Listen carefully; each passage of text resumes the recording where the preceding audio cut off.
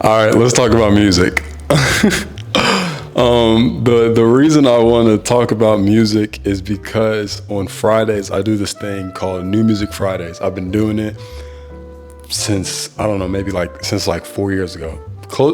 Even 2020. I've been doing this for a long time, and every Friday I go on my music app and I find some songs that are just dropping, and I send them to people, or now, because I'm married, I play them for my wife, and we go through and we see if we like them, if they're trash or if they're not. And it's just a cool way to find like hidden gems or like new songs that you can add to your playlist. I've been doing this for a long time, and maybe about 2 years ago, I started to use it to help me change my playlist, because I completely wiped out my playlist, because before a lot of the songs that I was listening to were not glorifying God. We'll get into like what that means, because so many people have different opinions about it. I can just offer what I think and what the Bible says, and you make your own decision. I'm not here to tell you what to do, you know what I mean? But it's interesting that as I started to do that, my mood started to change as a result of it, and I kind of wanted to know why. And I found out the science behind it, and it helped add validity to what I was thinking. And then obviously you read Bible, and then you hear even more about it, because the Bible has the final say. The Bible is stamped, but it's just cool to have science and Bible backed up all in one. So anyway, long story short, a Tallahassee Memorial Healthcare study said this. They said music affects the neurotransmitters such as dopamine and serotonin. That influences the mood. Dopamine influences focus, concentration, memory, sleep, mood, and motivation. Likewise, serotonin, I feel like I'm butchering that word. Serotonin impacts mood, sleep patterns, anxiety, and pain. So this helps us realize that it literally does change the brain chemistry. Like the music that we listen to, it has the power to alter how we think, how we act, how we carry ourselves, how we think, how we move. It has the power to do all of that. So it really does show us that like what we listen to does matter. So originally I used to think that in the sense of like no profanity. I was like, all right, cool, then that means it can't cuss. But it goes way deeper than that. And this is like where the Bible comes and adds the validity to the statement. Proverbs 18:21, this is from the Amplified version. If you don't know what the Amplified version is, it's just a different type of the book. It kind of gives you like a better breakdown so I can understand it better, because sometimes the Bible, it don't make no sense. I ain't even gonna lie to y'all. But Proverbs 18:21 says, death and life are in the power of the tongue, and those who love it and indulge it will eat its fruit and bear the consequences of it. So this covers the words that we say and the words that we listen to. So any words that's being spoken over us. So an example of that would be like you depressed and you start singing a depressing song. You don't get happy after that. You get more depressed. You get more in your field, and vice versa. Like if you sad but you listen to a happier song, the way that the words are evoking, or the way that the words are evoking your emotions or changing your brain chemistry, encourages you to be happier, encourages you to feel better. And I just think that it's so cool that we can change the trajectory of our lives with just our music. I don't know. That may be like a whole nothing burger to y'all, but it's so fascinating how I can change my mood or alter my mood or alter like the neurons or the neurotransmitters in my brain just by listening to certain songs. And once I figured that out, I knew I wanted to be extremely intentional about the things that I listen to. Now, this doesn't mean I don't listen to secular songs, because I know there is a big thing about like only listen to Christian songs, only listen to secular, and what is defining secular? Because technically, Happy Birthday, like the Happy Birthday song, like I want to say happy. Well, maybe not that one. Some people know what's the other version? Happy birthday to you. Like both of those, whatever translation or version, both of those are technically secular songs. There's a distinction between carnal, secular, and Christian, or like faith-based. So Carnal are things that are not in alignment with God. These are the things that is like I feel like I said this last episode, but booty, drugs, money, sex not within the landscape of marriage, unconventional sex, unholy sex because it's outside of marriage. All that stuff, it would be placed in carnal. Secular are things that are not necessarily talking about God, but could be placed in a faith-based category because the themes are in alignment with what he is saying. And then Christian is obviously the more blatant music that talks about God and talks about the things that are in alignment with what the Bible says. So the goal is to find songs that you enjoy, but that don't take you out of the place that you're trying to be. An example of that obviously would be like, if you are working on obtaining from sex, constantly listening to people who talk about sex all the time is not good, because you're constantly bombarding your head with the thing that you're trying to stay away from. You know what I mean? It's like you going on a diet, but every day you keep walking into a candy shop. You're fighting temptation. Yeah, you may still be successful, but why put yourself through the ringer? Like, why make life harder than it needs to be? You know what I mean? So like if we know the music can change the neurotransmitters in our brains and make us think, act, and move a certain type of way, why not prevent us from fighting our own brain by just eliminating that problem?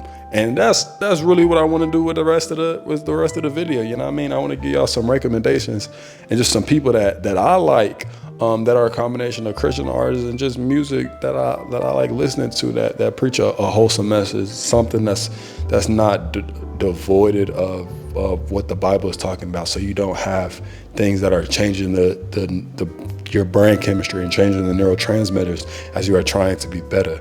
Like, you know, music ain't always got to be filled with rage. Like, even if you want to go work out, there's some good stuff to help you go work out. Even if it's sad, why stay in that depressive state if you can find music that's still slow and calm, but it talks about getting you out of that state. Yeah. So what I want to do is give y'all some songs, and some of these might be corny. I consider myself corny, but I hope they aren't corny, because music is subjective, so you may not like it, but hopefully it's like a launching point that encourages you to listen to some more people. You know what I mean? The first thing I want to start off is hip hop, because I feel like that's the most common one, especially when people start talking about like CHH, which stands for Christian hip hop, and people are like, oh, some of this is corny, some of this don't talk about God, and what the heck, and da da da da da, and they copying the flow of some of these other people, and it's just, there's a lot of controversy, because hip hop is the primary genre, especially within America. I can only speak within America because that's where I live, but within America. So I feel like that's something I should tackle. A lot of the hip hop isn't secular. A lot of it would be placed in a carnal category, because there's a lot of degrading women. It's a lot of glorifying things like drugs, glorifying things like pimping people out, glorifying things like getting money in unconventional ways. You know what I mean? It glorifies things that most people don't do in their actual life, but they talk about it so much that they're either like desensitized to it, they start to validate it, or they start to idolize it. And in order to change that is, you know, literally changing the words that it's saying. You know, you can keep the beat, you can keep the flow, because that joint cool. A flow is not evil. The flow is not going to send you to hell. The beat is not going to send you to hell. But the words can help alter your brain pattern to give you, to make you feel more enticed to do those things, which will in turn send you to hell. You get what I'm saying? So the first artist I want to say is DKG Kai. DKG Kai, a lot of Chicago, a lot of drill beats, a lot of slang that he codes with certain themes of the Bible and certain codes that you can align with a version of yourself that you're trying to be as you walk out this life, trying to be the best version of yourself. You know what I mean? But if you just play it around your friends, you know what I mean, they're not gonna know the difference. And I feel like that's the best type of thing. Like, I don't need everything to be so blatantly Jesus. Sometimes it can have the codes of Jesus, the themes of Jesus, without him saying it so blatantly. That's what I like about parables in the Bible anyway. So I take that same thought process to the music I listen to. If I can play it with somebody and they not tripping about it and they're like, this Christian music, turn this off, and they just like, yo, this hard, then I feel like I got you. So DKG Kai. The next one is Toshki. He like a newer one. He been popping out on TikTok recently with his joint called Pioneer. And he has another one called Toucan. Those two are like the main ones that have been blowing up. But like he just dropped the EP. It's tough. Again, it's more like a little gutter rap. You know what I mean? He from Texas, so a little DTX. And yeah, it's just smooth little southern rap. You know what I mean? It feel good. It sound nice. Something that you can bop to. Something that you can jig to. The next one is Nobi. I don't even know how to describe Nobi. It's good. You feel me? I'll play like little snippets of each song with it. Yeah, it's good vibes. If you listen to it, you play it in the gym. It gets you lit. You can go on a run and make you feel good. It's just good music. Again, that's has the same like cadence and flows of the quote unquote secular or carnal people. You know what I mean?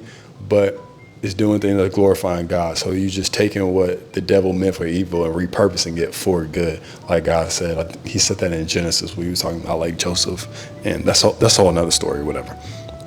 The next thing I want to get into is R&B.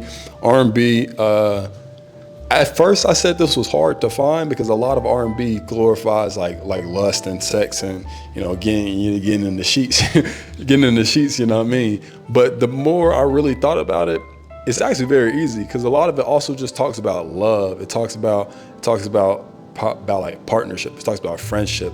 But it's really like a case by case scenario. Like you can find Oche, shout out to my dog. And it's just good soul music. Kind of sounds like Giveon, but he does it better. Shout out to my dog again. You feel me? Then you can even go back to like old Marvin Sapp. I know most people know Marvin Sapp for like the Never Would Have Made It or Close Them Doors, a little video he had when he was tripping. But some of his like old stuff, like his first like albums and stuff, was heavy R&B influenced. And it just sounds really good. Obviously he's talking about God, but it just sounds so smooth and the cadence is so smooth. I promise you, if you roll down your windows, whoever's in the car next to you would not know that he's talking about Jesus. Then the next person I got is Cleo Soul. And again, this is another thing. You got to test it case by case scenario. You have to listen to the songs, dissect it for yourself. Don't ever let my recommendations to change your convictions, you know what I mean? But a lot of her songs are in alignment with the things that the Bible is talking about. She even gives credit to God and Jesus in some of her songs. So Cleo Soul. The next one is 320. Got this like laid back, smooth jazz rhythmic like vibe going on. It's my type of thing. I listen to them like all the time. Really heavy on Jesus, but it's so undercoated, and that's what I love. I feel like I'm gonna say this for all these people. And then the last one is PJ Morton. Just a diverse range. He can get you that upbeat R&B genre. He can get you that love song R&B genre. He talks about love, but it's in the authentic and faith-based way. He's not talking about having sex outside of marriage. He's not talking about love as it pertains to only sex. He's talking about real love. Like he's talking about partnership, and it just sounds good. Plus he's vocally insane. The next one is pop. I don't really listen to pop that much, so I really only got two recommendations. Sunday, but it's not spelled the normal Sunday. It's spelled Sondae. He real cool, diverse range. A mixture like Frank and sometimes give me a little Steve Lacy too. He move over and I just like it. You get what I'm saying? Then the next one is Cole McSween. Yeah, his is again a little more laid back, kind of has some codes of like soft rock in it, like houseboat rock party. Like houseboat rock, a little 90s, 80s type vibe. But it's really good, and I think y'all would enjoy it. I enjoy it. You feel me? He talked about Jesus, but again, he do it in an unconventional way, and that's what I really like. Then the last one is smooth jazz.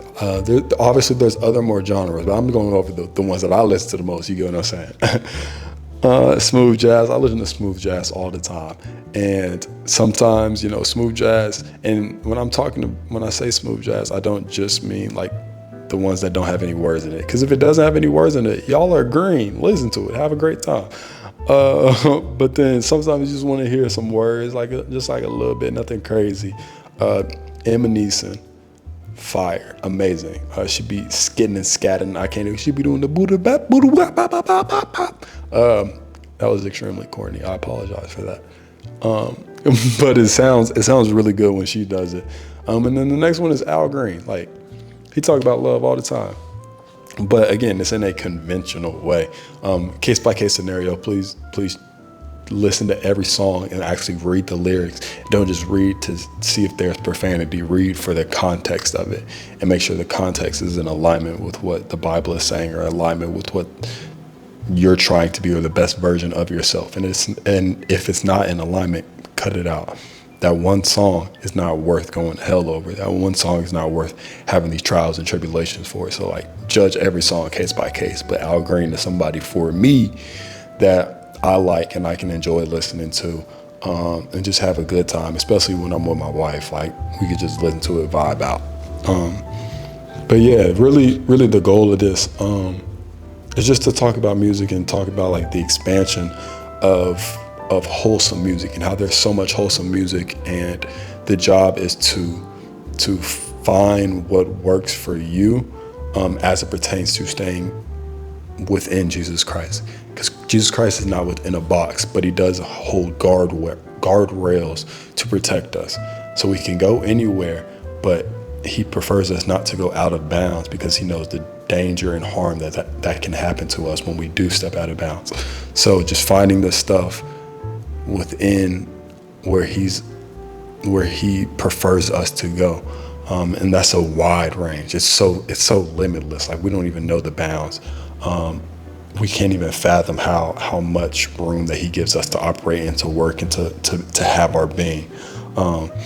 So yeah, it's really just finding what works for you, that wholesome stuff. Obviously, faith-based stuff. I can get into like the worship music all the time, but like sometimes you need something that you can walk with on your daily walk. You know what I mean? You need something that you can listen to Monday through Saturday, or those times where you're tired of